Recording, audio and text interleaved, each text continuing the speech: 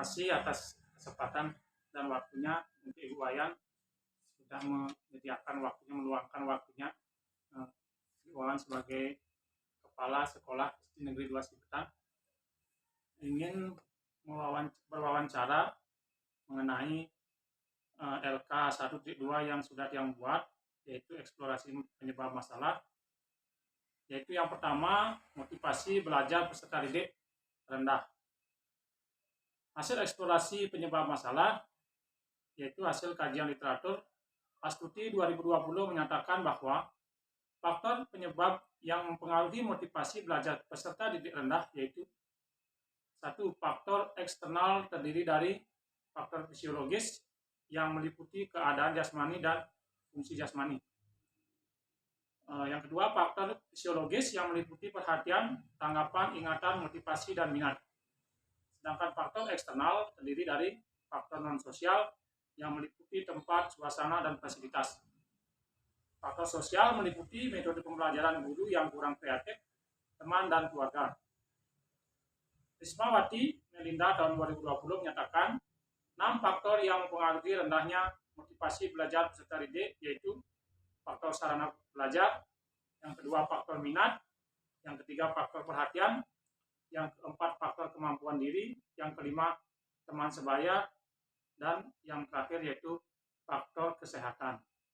Dari pemaparan di atas, saya ingin menanyakan apa yang menyebabkan sehingga motivasi belajar peserta didik rendah.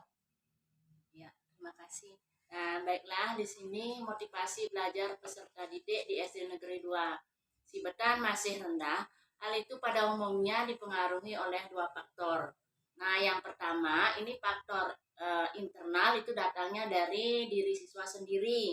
Nah, yang merupakan faktor internal di sini itu adalah kondisi kesehatan peserta didik itu yang kurang baik, sehingga hal ini dapat mempengaruhi peserta didik dalam pembelajaran. Kemudian yang kedua, ini adalah minat dari peserta didik dalam hal belajar dan membaca yang masih dapat dibilang rendah. Itu faktor internalnya. Kemudian faktor yang kedua adalah faktor eksternal, yaitu di luar dari diri siswa itu sendiri. Ini antara lain masih kurangnya sarana pembelajaran yang dimiliki oleh sekolah.